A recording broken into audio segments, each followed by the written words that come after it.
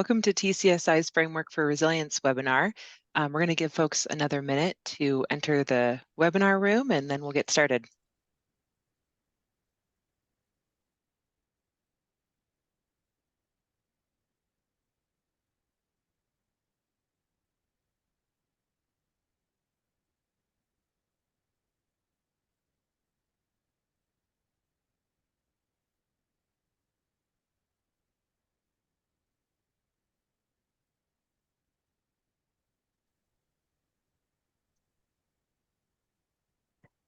Well, hello and welcome to the first in a series of 3 webinars hosted by the Tahoe-Central Sierra Initiative, or TCSI.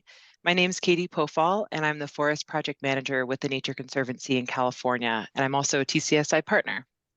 We are supported today by Amanda Malici, the TCSI Outreach Associate. The TCSI partners designed the webinar series to share our science-based tools, products, and research that can be used to guide restoration and forest management practices in the Tahoe-Central Sierra region and across California. Funding for this project has been provided in part by the California Tahoe Conservancy. The TCSI is a partnership dedicated to restoring resilience to 2.4 million acres of the Sierra Nevada forests and watersheds through innovation and collaboration. The TCSI's research and tools underpin a shared restoration strategy across all land ownerships and can be applied throughout the state. Our first webinar will cover the Framework for Resilience, a planning tool that outlines 10 pillars of socio-ecological resilience and describes their elements and metrics. As climate-amplified wildfire and drought threaten California forests, shared goals and definitions of resilience across land ownerships are imperative. In this webinar, ecologists Dr. Pat Manley of the Pacific Southwest Research Station and Dr. Kristen Wilson with the Nature Conservancy in California will introduce the Framework for Resilience and explain how to use the framework and provide case studies demonstrating its impact. In our upcoming webinar on November 8th, Nick Povak, research ecologist with the USDA Forest Service Pacific Southwest Research Station, will share the Blueprint for Resilience, a tool that incorporates climate change scenarios in the forest management planning. Our third webinar on November 15th will highlight new research from Dr. Claire Schallert with the University of Washington School of Public Health on the smoke impacts of wildfire and prescribed fire, offering recommendations for land managers seeking to reduce smoke impacts on public health and safety. You can learn more about these webinars and TCSI's work at www.tahoecentralsierra.org, a website that we're excited to be launching later today. There are 5 sections for today's webinar. At the end of each section, we'll have time for 1 or 2 questions from the audience. So please post your questions in the Q&A feature and upvote the ones you're most interested in hearing about. Now I'll turn things over to my colleague, Kristen and Pat today. Hi, everyone. My name is Kristen Wilson. I'm really excited to be with you today to talk about the Framework of Resilience, which is something that Pat and I have been working on with Nick Povak for quite a while, and it's now being used in projects and by the state, and we're really happy to have a conversation and hopefully answer some questions you may have about the framework today. As Katie mentioned, I'm with the Nature Conservancy. I'm the lead forest scientist, and we are one of the partners of the Tahoe-Central Sierra Initiative. So with that, I'll pass it to Pat to introduce yourself. Yeah, hi, Kristen, thanks. And hello, everyone. Pat Manley with the U.S. Forest Service Pacific Southwest Research Station. I'm a research ecologist, and I am in Placerville, California, most of the time. And I'm also excited to have the opportunity to talk about the framework for resilience. This is an effort that's been many years in the making, and it's I think a really perfect time to be visiting where it started and where it's gone to over the years, and where it's taking us. So thanks for the time, everyone, and looking forward to the conversation. Great. All right, so Pat, I have 5 questions for you today, and we're going to start off with a really broad one here. Cheers to you getting going this morning. We're going to have this be a conversation. So we have our coffee mugs here. We're ready to go. We're going to have some slides here. Hopefully you all can see them all right. So first question, Pat, why are we talking about resilience? Yeah, good question. You know, it's commonly included in so many of the kind of the visions of agencies and managers and conservation efforts and strategies, really to address the pressing needs of the day, and then and to do so in a way that enhances our future. In very simple terms, that's what and why I think resilience is such an important, such a ubiquitous, really inclusion in vision statements and objectives for various conservation and restoration efforts. And why it's so important is because it really does sort of have your eye on the long game, in other words. So in terms of you know, what resilience itself means is you know, a more complicated question. And you know, it's really about change. So we're having to grapple with change. There's a lot of change happening, largely driven by climate and climate change, and the sort of the rapid pace of climate change now and over the next number of decades and century to come. And also how climate is precipitating a lot of other changing dynamics across these landscapes and in our lives in ways that are sometimes, you know, positive, but in many cases they're pretty challenging. Change is not something that you know, promotes a lot of comfort necessarily. Unless you're uncomfortable in the first place, then change is a good thing. But but in reality, you know, it's kind of something you want to choose. And in this case, this change is sort of happening all around us, whether we're ready for it or not. And so this loop here is just an example of how you know, we might think about it. This is from C.S. Halling and others who've really kind of helped us understand what resilience is all about, and how to think about it and how to kind of embrace it in how we move forward in our thinking and in our lives. And so it's really kind of a cycle. It is a cycle. And right now, one of the things that's happening is we've had a century or so, the last 50 years, maybe even 100 years, where things have been fairly consistently moving in a direction of, you know, conservation, and particularly with the lack of you know, prescribed wildfire with fire suppression. There's been a lot of growth and a lot of fill-in terms of forests and such, and across a whole array of systems in the ecosystems that we operate in and across these forested landscapes, with the sort of this conservation sort of push. And now we have a lot happening, a lot of change. And we're sort of in this opportunity, but also somewhat challenging time of rapid change, where we have to think about where we're going. We have to innovate in terms of how to get there. And so a lot of things are going to change. And that's why resilience is so important. I think that, you know, one kind of look at the next slide, I think, has to do with, you know, what is resilience really?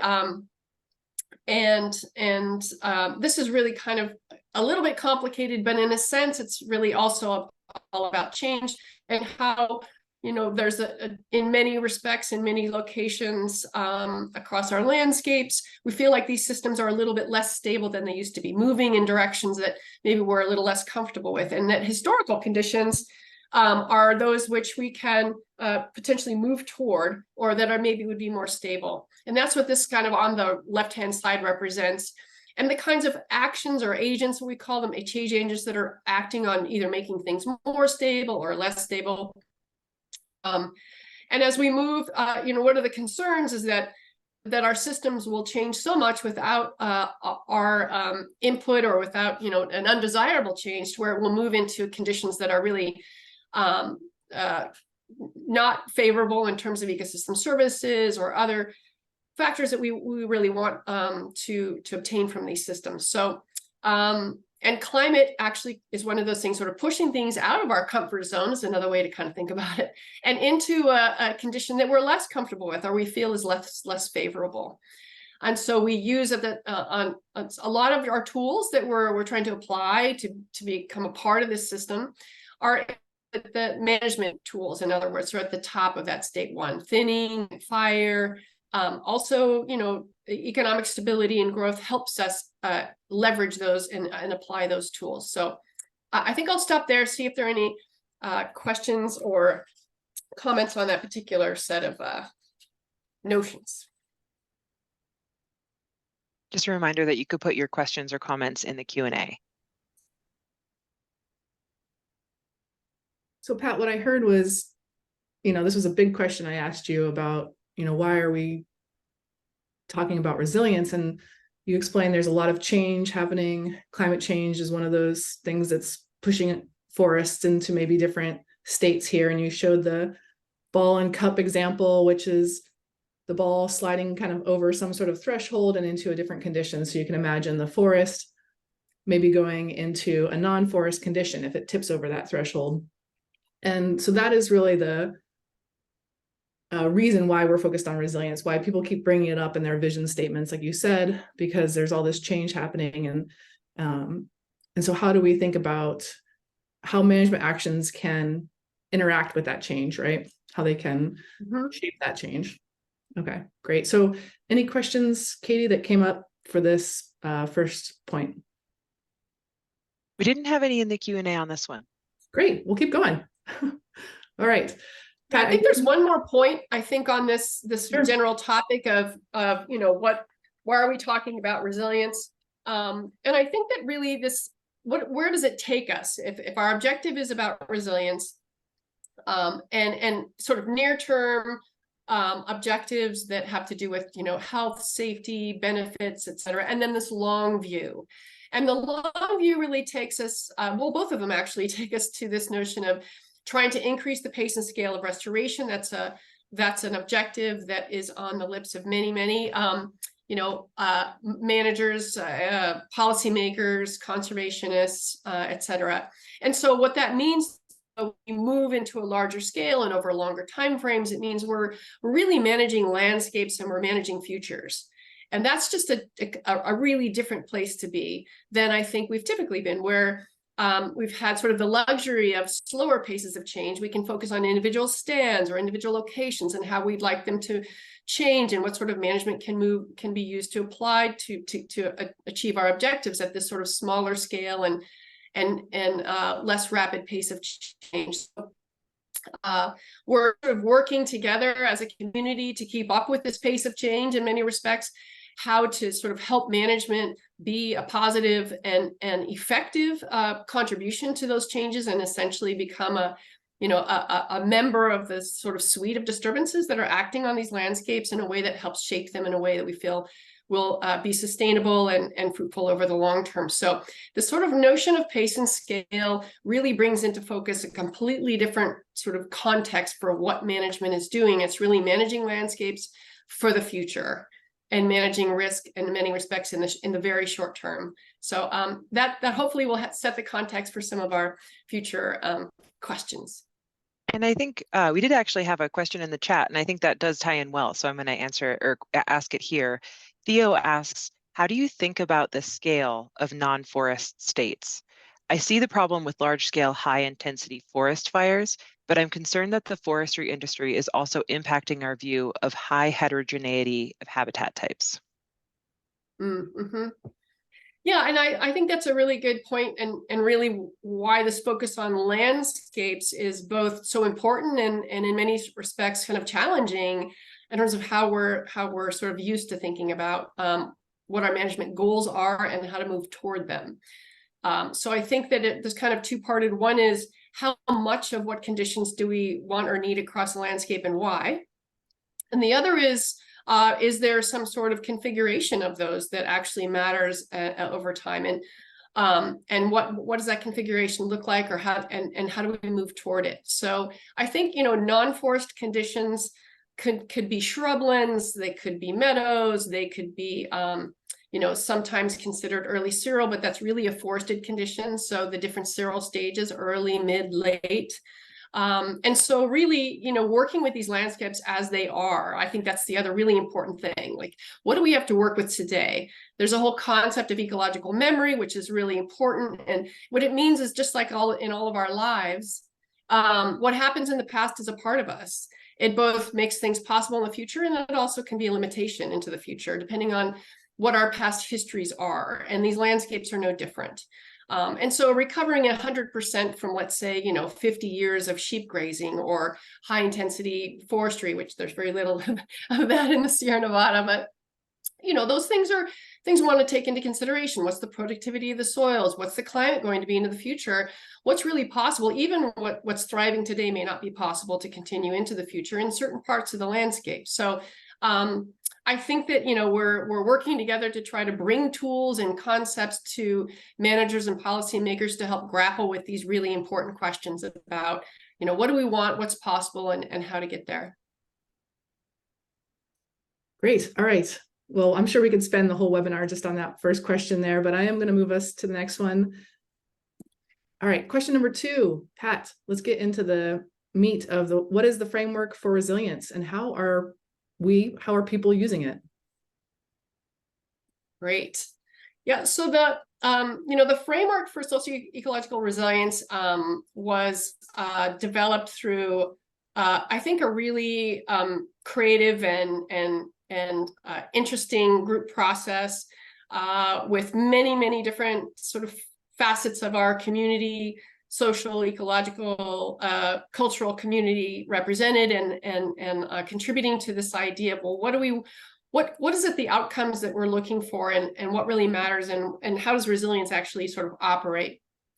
And so after we had a conference, Kristen and many others attended that conference, and really over the result of that and shaping that with a variety of other kind of experts in this field, came up with this 10 pillars of resilience. They represent the socio-ecological spectrum of kind of interacting facets of these landscapes and the ecosystems that exist on them. And we really gravitated toward the socio-ecological side of the spectrum, as opposed to trying to kind of look at these systems of what can they give us, or what do we want from them, piece by piece by piece. What do we want in terms of timber? What do we want in terms of biodiversity? What do we want in terms of recreation? But to say, like, well, so they're actually a highly interactive, and not only that, but interdependent set of outcomes. And so I think what was great about this, that flowed out of this group process, was identifying what we think are sort of the main parts and pieces of these systems. They are not independent, but we can focus in on them individually to help us understand what sort of lives within them largely, and then what they share among the different pillars, and then how we might understand how we might represent their conditions. How do we think about what resilience means for those individual pieces of the system and their interaction? So there are 10 different pillars, and they're listed on this slide, so folks can take a peek at that. And then each and every one of them, they have sort of what are their main component parts, and those are what the elements are. So they're kind of for example, in forest resilience, we have composition, structure, and disturbance, and those are 3 like main kind of aspects of forest and shrubland actually ecosystems that and their resilience that we know have a big bearing on their ability to handle disturbance, to respond to disturbance, to recover from disturbance, and to basically to be able to sort of support their parts and pieces and systems and the functions that they perform over time. So and then the metrics themselves are essentially the characteristics, so the measurable, tangible aspects of these elements and pillars that we really think best represent how they perform over time, and how they perform their services. So how they respond to disturbance and provide those services and carry that integrity over time. One other thing I just wanted to mention on this that I think is really important is the why include economic diversity and social cultural well-being? And I, many of us who have had the privilege and challenge of trying to sort of think through how to get how to sort of help these systems become more resilient over time than we feel they might be at this moment. and really be able to be adapted to the climate changes that are coming. We know we depend upon these social systems in order to respond to this need. We come together as a community. We have to have a common vision. Funds have to be provided. The availability of those funds are something that everyone participates in. How they best get spent, how do we support each other in following through on investments in these landscapes, and how do we respond to unpleasant or unexpected events or changes over time. Those all live in the social cultural well-being side of the spectrum, and the economic component as well. So just wanted to sort of call that out a little bit, that really it's so much of this is so interdependent, and that in particular is, I think, one of the real values of having this be a socio-ecological spectrum and a focused framework. So Pat, so we have 10 pillars of resilience, which are basically the framework. This is the framework, these 10 pillars. And then you described underneath that, there's elements and then a lot of metrics. Is this framework, can this work anywhere? Is this something that can scale to different sizes? And I'm just curious, if you can talk a little bit more about how this is being used. And one way I can think of is, there's spatial data that can be applied to each of these metrics. And so where does that sort of take us? I'm going to slide us into the next slide here. Perfect. Yeah. So that was the whole intention of this. The TCSI, the Tahoe-Central Sierra Initiative work wanted to be sort of have a strong scientific foundation. So this essentially becomes kind of the root of that scientific foundation, where we then develop data and use those data to inform more specific outcomes of interest. So every single one of those pillars has an outcome statement associated with it that is a resilient kind of vision for that pillar. And then what metrics or actual measures of things that are on the ground, tangibles, where are the data for those? How can we evaluate those, at this point in time and over time? So the framework has been picked up and used in a whole variety of ways that have, I think, really sort of proven the fact that it's a valuable tool. One is that the regional resource kits use this framework to both organize the data, but also help summarize the current conditions at this point in time across the state on forest and shrubland ecosystems and landscapes. So the regional resource kits are part of the California Wildfire and Forest Resilience Task Force, a set of products that they've produced. There's one for each of the 4 main ecoregions across the state, as we can see here. And really, the sort of from 60 to 99 metrics across the 10 pillars. So if one wants to, grab an individual metric, you can, but I think the power of the framework is that you can make inferences about these sort of parts and pieces of the pillars, individual pillars, and across all of them make some inferences about the status of the ecosystem. And you can do that at any scale, at a 30-meter pixel scale, all the way up to a statewide scale. And certainly the framework can go beyond even the statewide scale, but we have these examples now.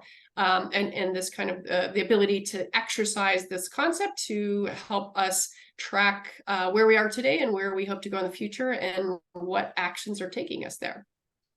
Another one is the, we've developed this methodology in the form of a promote model. It's called the promote model, to sort of take these individual metrics and exercise them and apply them to understanding, well, what are the conditions? How might we interpret current conditions of like tree densities or, species richness or carbon?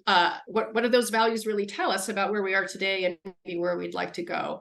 And so those have been generated, so interpreting these things at the element and pillar and ecosystem level, and then bringing in a climate change, climate adaptation perspective. So the next webinar, we'll talk a lot more about that. So I won't go into much more about that. There's also tools that are being really sort of wrapped around these pillars and being able to help us understand and select, again, what I call it sort of it's an informational hierarchy. You can look at individual metrics, but as we were talking about earlier, when you have multiple millions of acres, as we do in TCSI, we can't just manage for one thing. Certainly not over the next 10 or 20 years. We're managing these whole systems. And so the suite of metrics is really helpful for addressing them, but it also brings a lot of complexity into the picture that's hard for any one person or an agency to kind of grapple with. So there are tools like Planscape and others that are helping us sort of get a handle on and deal with like multiple metrics, these 60 or 99 measures, and use them to help us sort of prioritize or understand where our management might make the biggest difference over time. And then also, that we have the wildfire crisis strategy in terms of that the Forest Service has elevated to help us all understand the challenges that we face across National Forest System lands and others in terms of the risk of high severity fire over large areas. And so we're also using that particularly in California, but also in other locations across the West to help us also grapple with like the complexity, bring it into a level of kind of not really simplicity, but more just something that we can handle and use to inform decisions. So I think that there's a lot of different applications for it beyond even these. But it's really been, I think, helpful for a lot of different efforts, particularly at these large scales that are grappling with and attempting to work toward more resilient futures. Great. Well, let's take a little pause here. We'll get a drink. We've covered a lot, and it looks like, Katie, there's some questions coming in. Yeah, we did have a comment and question in the chat, and I think it speaks to, Pat, your point about holding multiple values and prioritizing them. John Sikora had a question about how water quality is an important part of water security, and in particular, that metric within the water security pillar. And he mentions that with all the ash and silt runoff from the vast fires they're seeing in the El Dorado National Forest, he encourages planners to use that aspect and that it's actually being incorporated into the recovery efforts. So maybe speak a little bit more on how to select and prioritize these issues within these pillars. Yeah, thanks for bringing that up. It's a great example of how we know water is not only important, but absolutely critical and essential to the survival of all of these systems within these landscapes and across the state of California. So, I think that we're a little less, there are fewer folks that have kind of the expertise, I would say, to sort of help us understand what's happening within those pillars and how actions across the landscapes affect that and the interactions. So we're really, really grateful for for folks that can bring that expertise to the table and help inform, what sort of management actions and types and extensive management are compatible with water security objectives and outcomes, and how to balance that with other outcomes that may be a little bit easier for us to see on the surface, like risk of fire. But we also know we see the effects of drought on tree mortality. We see the effects of drought on our reservoirs. And so there are other also very visible outcomes of water security and land management, sort of that can both improve that or potentially impede that. So I think that's just a great call out for a super important part of this sort of spectrum of pillars that sometimes doesn't get mentioned as often as its importance might suggest. Thanks, Pat. We have another question from Anna Yip, and I think this speaks to how to apply these tool sets and ideas into our landscapes. How does Planscape relate to or compare to Land Tender and Vibrant Planet? Yeah, good question. They're both what I would say is they are both what I would call like whole cloth decision support tools, which means that they, that the term decision support tool gets used a lot for, individual decisions. You might say, some folks might even say like a calculator is decision support tool, and in some ways that that's somewhat true. But things that optimization models or dynamic growth models or fire models. Those are all also decision support tools because they incorporate current knowledge and they help folks understand what the potential outcomes of management are. So they're not generating new knowledge so much as they are helping us understand what's the most we could expect from any given input based on what we know.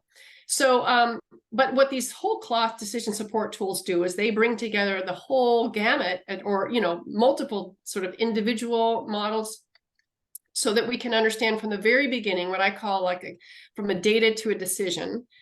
So we take these individual metrics we have, a pixel of 30 meters and it has 25 trees on it. What does that mean?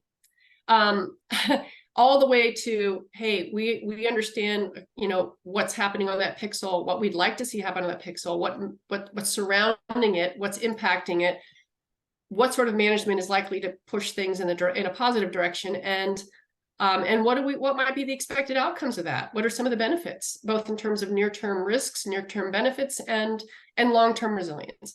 And that's what I think these decision support tools that I call systems, really, they're decision support systems really do. And Planscape is one of those systems, absolutely. Landtender is another one of those systems that really help us sort of grapple with that whole arc of information to planning, to documentation, and ideally implementation.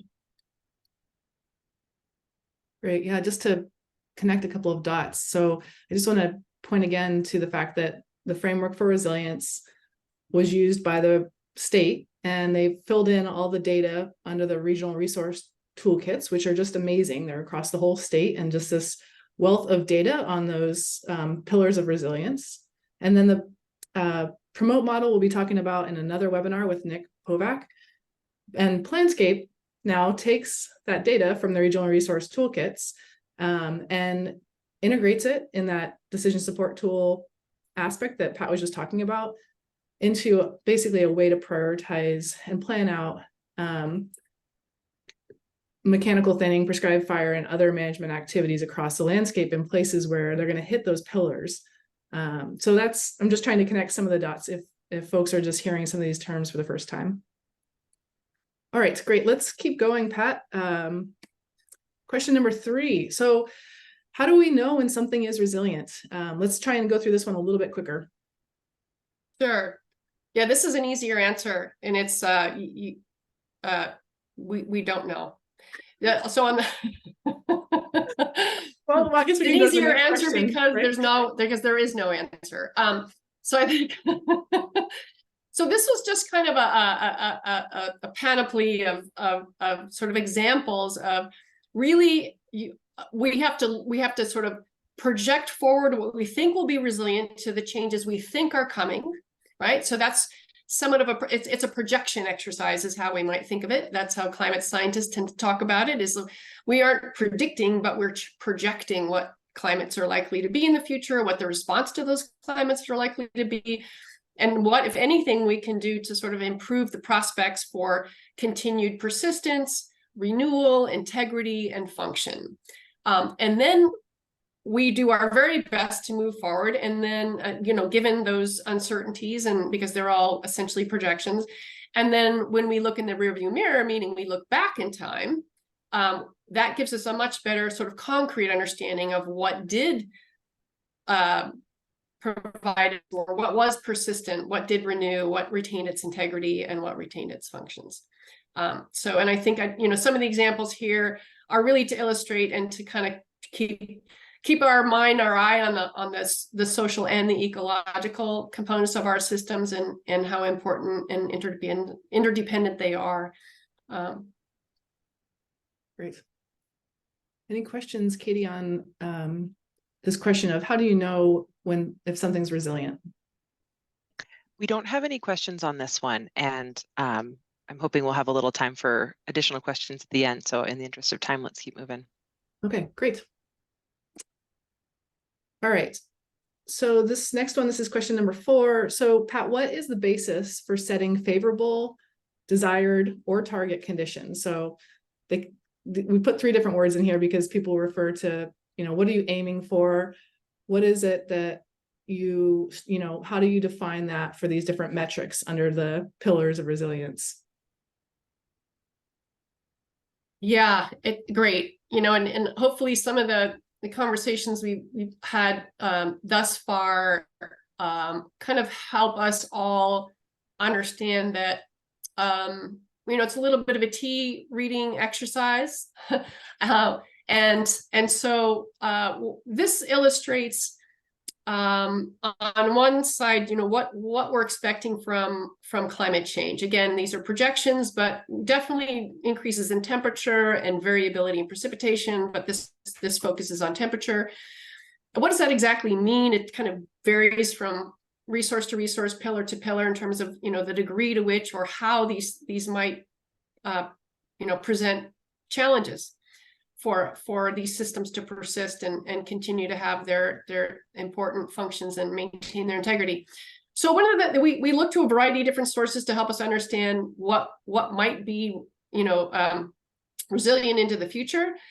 Past conditions as a source is traditionally been a source, but with rapidly increasing climate change, it's becoming more challenging to rely on that. Certainly, it's a frame of reference, but historic range of variability, natural range of variability.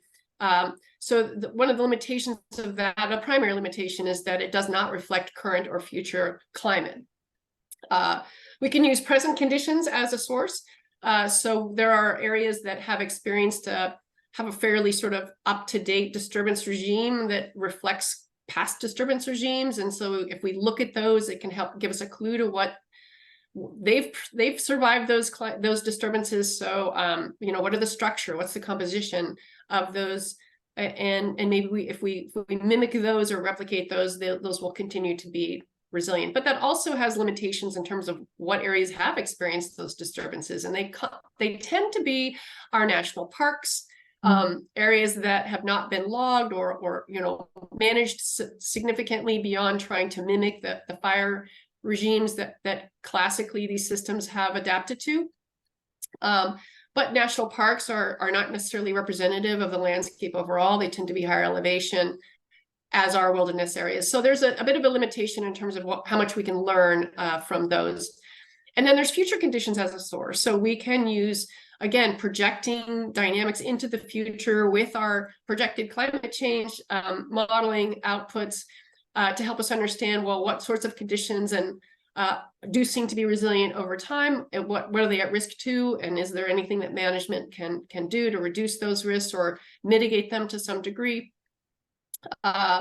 Those are things like Landis and Lucas, and if folks are familiar with those models. But there are limitations, again, with those, because one has to make assumptions about what sort of management will be invoked, and what does suppression look like, and how our species is going to be responding to these changes over time. So they all have limitations. And then finally, this integrity of system functions and services, if we knew what those were, if we could measure those well, and we could project those well over time, then we would really have the best answer. But it's really, really tough to do. It's the most data limited in terms of us understanding, like, how can we model system function and their services and making inferences about that into the future. Really, really limited. And you see here, this is a Lahontan cutthroat trout from Lake Tahoe 100 years ago and today. So just then as an example of sort of integrity and persistence, how we get there. It puts a lot of stress or pressure on us being creative about our thinking, being realistic about how much change the future is going to bring, and then tracking those changes and trying to learn as much as possible, as quickly as possible through adaptive management, so that we can adjust our inputs and our expectations, because there will be a lot of surprises. How we try to extract information about what the future looks like. At 100% right. Right. It reminds me of what you were saying earlier, like we have to look, sort of the past gives us kind of our limitations and possibilities, but we also need to think about what our contemporary references, not just HRV, historical range of variability, or NRV, natural range of variability, are often talked about and used in sort of setting conditions, target conditions, but also thinking to the future. So it's a lot to encompass in your thinking, but it's I think what we need to do. All right, let's see here. We have one more slide here, Pat. I think you wanted to cover here a little bit more about the target outcomes and how we can think about them.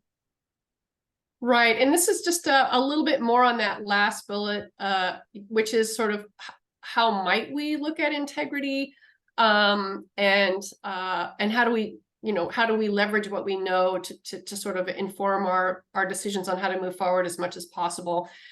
And this is just to say that given all that uncertainty, there are some general principles that we can follow, and I think we're finding more and more at these large spatial scales and long temporal scales that following general social and ecological principles actually comes in is really, really helpful. Because when in doubt, think about these things, right? Think about the direction and rate of change. So instead of having a specific target, it means and then trying to sort of like hang your hat on a particular, like we need to have X amount or more. You might say, well, here's a range, or well, I like to think of it as a domain of conditions that we want to sort of move toward and remain within. And you know that all of these surprises are going to happen, like the Caldor fire, like the drought mortality in the Southern Sierra. They weren't entirely surprises, but they certainly, we get questions, and Kristen can attest to this, like, your model didn't say there would be a fire here this year. Like, nope, it didn't say that. But what it did say is that there's a pretty reasonable probability, and we just no one can say where exactly these disturbance events are going to happen and when. That's the fickle nature of probabilities. They tell you it's coming, but they just don't tell you when and where. So I think that these general principles go a long way. What direction might we want things to move relative to where we are today? Do we want more of something or less of something? And how quickly, is there a notion from all these data that might help us understand how quickly we might need or want to get to that, at least some sort of minimum amount or maximum amount. And then, these become these kind of ranges of conditions that are very outcome oriented and landscape wide. So not only at the stand scale, which is somewhat helpful, but really more importantly, we need to have these visions at the landscape scale. How much of what conditions are we sort of generally shooting for in a range of conditions? And then we can push things. And this visual here is from some great work that Malcolm North and colleagues did looking at the stand density index. A lot of folks have sort of found that to be very useful. And this is, between two different centuries from 1911 to 2011. And what you could see is we learn a lot about the distribution of these conditions, that there's more, that the SDI actually changed quite a bit. But what it also tells you is there's a lot of overlap. I mean, you look at the overlap between the two, what they call violin diagrams in each of these three ecosystem types, there's a lot of overlap. So helping to understand sort of the directions we're trying to push things is progress. That is progress. And work like this of Malcolm and others kind of is a good example of some of these ecological principles and empirical data that kind of help us know which direction we want to push things. But we don't have to know exactly where we're going, because it's an unrealistic expectation. Yeah, definitely. All right, Katie, do we have any questions from the audience on, what's the basis for setting desired conditions? Not on this section. I suggest we move on. Okay, great. Final question, Pat. All right, can the framework for resilience inform opportunities for management, including fire as a primary tool? I know there's a lot of interest in prescribed fire, discussions about managed wildfire. How can the framework for resilience, identify opportunities for using fire as the primary tool? Mm-hmm. Yeah, good question. I think that a lot of we have a lot of, well, we don't have a lot of tools, but we have tools, a range of tools management does in its toolbox. And so I think that the first thing I wanted to touch on, I think in the next slide is really, well, what might we want to do where and why, whether it's fire or mechanical treatment or hand treatment, or, you know, do we want to reduce thinning? We want to gain more trees. We want to gain more snags. There's, you know, first is understanding what you might want more of or less of, and does it matter when and where, right? Exactly. And so I just sort of titled this sort of Landscape Secrets Revealed, because it's sort of, again, pushing us to think about, like, well, we have this landscape, let's get to know it. What is it really good at, and what could be better at, and by when? And so you know, aligning where metrics are, or in, you know, benefits, values, however you want to put it, but these measures of conditions that are highly relevant to the future of these systems. How do they align? And in this case, we're talking about spatially. So in many cases, you know, we have commonly, you know, we look at a landscape, we say, well, like, we want to reduce near-term risks to life, property, ecology, and you know, other social values, and we want to improve the long-term resilience. And that's the long-term resilience is oftentimes sort of categorized as a co-benefit. So that's a classic term. We think about you know, other values or non-risk based values as co-benefits. So, but one of the things we can do with like these, you know, the regional resource kits and some of the tools we've been talking about, and the framework itself that provides that context, or that sort of organizing our thinking and evaluation around, well, what co-benefits or what conditions are actually compatible? Which of these can we actually achieve in the same place at the same time, and which can we not?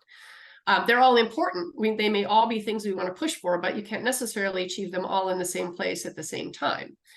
And in fact, you absolutely can't, because you want to, for instance, have a diversity of cereal stages, for instance. And so that means you want to have different conditions across a landscape over time. So this is just to sort of show that if we sort of translate these things into a favorable and unfavorable kind of representation of what we're shooting for, these are metrics across the fire dynamics pillar in the functional fire element. And red is a not unfavorable condition, and blue is a favorable condition.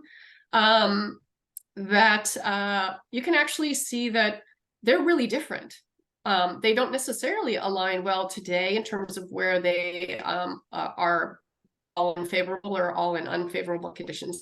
And so we start to get to know really how compatible are our objectives across the pillars, or across these different objectives or priorities we might have. And then we can understand where we can push this toward having more of them compatible, and or reaching those favorable conditions, and where we need to actually like make a true choice. And then how much of what do we want where? It just sort of gives us this sort of roadmap, I'd say spatially explicit, temporally explicit kind of roadmap in terms of where to go, what to expect from landscape over the next 10, 20, 30, even 50 years. So here we're looking at different sets of data under the fire dynamics pillar, and the element is functional fire. And here, this is the regional resource toolkit data for the state. So there's a whole state of California, right? And we are, you know, looking at fire return interval departure, places that haven't burned in a long time, and probability of high severity fire, it looks like, and total fuels. So, right, there's just so much information, and not always is it overlapping, but we need to have these decision support tools to help us bring all this information together. All right, so you talked about overlapping benefits. And so I think you want to, if you can talk a little bit more about that. Yeah. So why don't we, and this is an example of how we can maybe bring, these are all just sort of examples of like, how might we use it? How can it be useful for us? We take, you know, 60 metrics or 99 metrics. I mean, how do you make sense out of that? So these are, number one is to kind of see like, well, where might our objectives line up together? And that's sort of intrinsic to the landscape. It's not necessarily a function of where the condition things are today, although that has an effect on things, but even more importantly, where things are moving into the future, and where is it reasonable and feasible to expect that the landscape itself can support those conditions. And so this is an example of how one might take, you know, 60 or 99 things and sort of boil them down into the clusters or groupings of those things that actually are compatible with one another. So this, what this exactly is based on is a little less relevant. All this is based on those fire dynamics or functional fire metrics as well. And this is work from Resilient Forestry, a great partner of ours. And so, but this kind of helps it boil it down to basically 5 groups. So we took, they took a great number of these metrics and boiled them down into like, well, actually, there's kind of 5 groups, and those 5 groups, this is how they co-vary with one another. And so, the pink and purple are certain groups, and the green are other groups, and you can kind of see where there are places where they overlap, and there are places where really there's only a singular set of outcomes that one could accomplish there in terms of reaching those favorable outcomes. So this is just a kind of a simple representation of how we can take a lot of complexity and boil it down, and then also make it spatially explicit so that you could hopefully see where a product like this moving into a management, when we're to draw up big polygon, or this is actually all of the Sierra Nevada, so TCSI is right in the middle of that. And Lake Tahoe is always a great frame of reference there in the corner.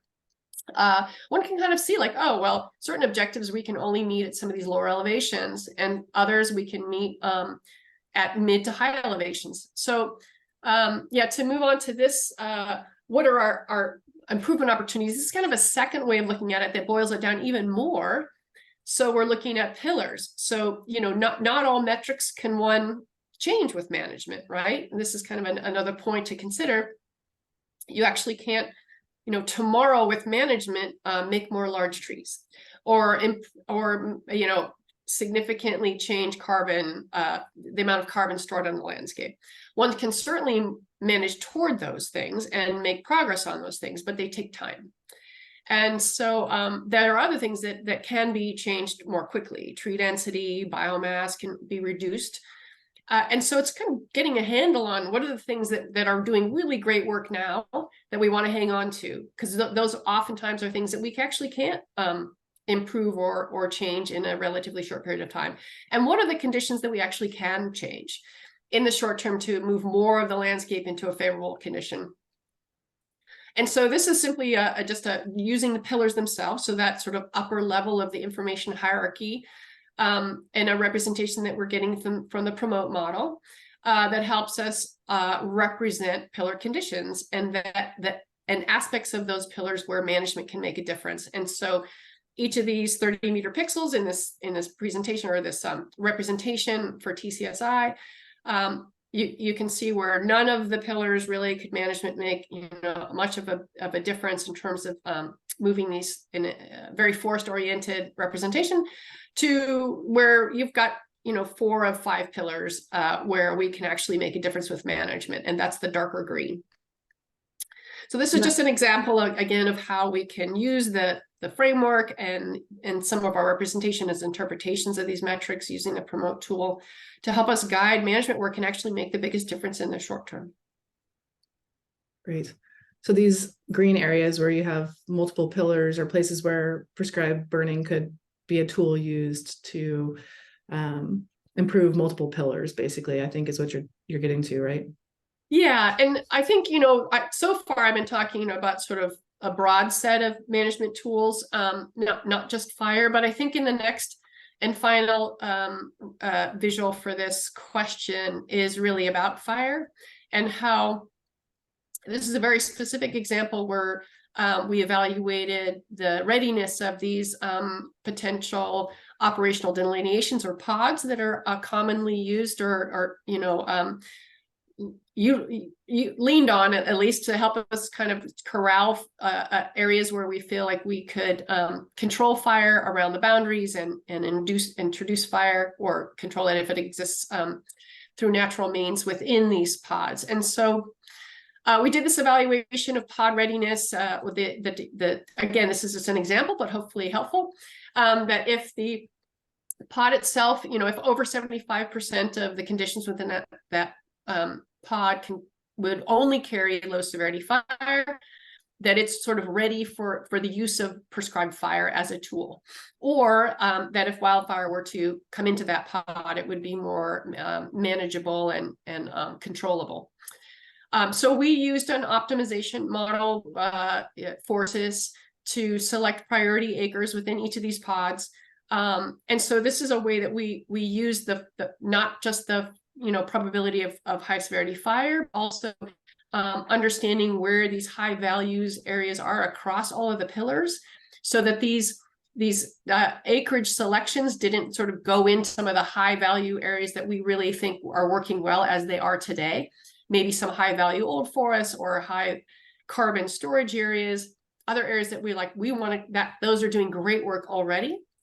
Where can we go to improve the conditions within these pods and ready them for fire in a way that doesn't undo that good work that's already being done by some of those conditions? So, may or may not sort of anyone else doing this exercise may or may not select the same set of criteria that we did for where treatments would be most valuable. But, the point here is that you can bring a lot of different perspectives or priorities into an optimization function like this, and understand what's ready for fire. So the gray areas here are already ready for fire. There were already probably 20% of these pods that could handle fire based on this criterion.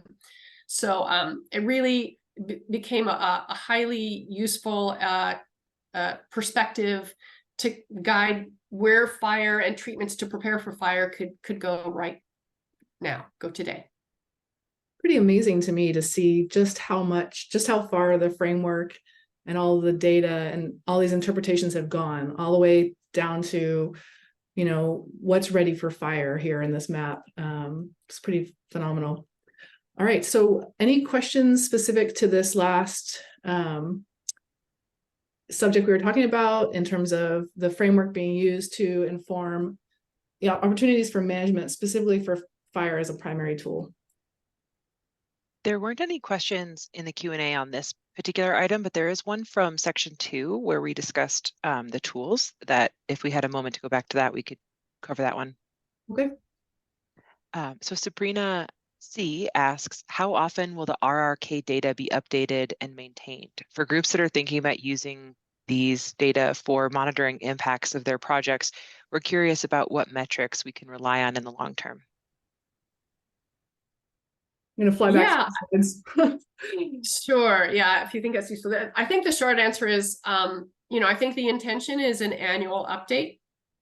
And I believe in fact, I know that the task force and partners are working toward, what does that mean? Where do those data come from? Who needs to be responsible for those updates? How much is that going to cost? How do we orchestrate that and codify that in our institutional arrangements, et cetera. So there's a lot of folks working toward that end at this moment, and I think I'm optimistic that I think there's a lot of momentum and a lot of value that comes from these resource kits. So I'm pretty optimistic that this annual update is very doable for all, most or all of those metrics. I couldn't single anyone out as being sort of more or less, with that potential. I'd say basically all of them are very doable in terms of updates on an annual basis. Well, thank you. I think this is all the time we have for our webinar today. And I'd like to thank our speakers, Kristen and Pat, for sharing their work with us, and our funder, the California Tahoe Conservancy, for making this event possible. Within a few weeks, we'll have a recording of this webinar up on our new website, www.tahoe-centralsierra.org. And we encourage you to reach out to us for more information, or to connect with the TCSI partners directly about forest health issues and topics from this webinar series. We also hope you sign up for our 2 remaining webinars. Thanks to all of you for attending and working to improve forest health in the Tahoe-Central Sierra landscape, the Golden State, and beyond. Thanks for joining today.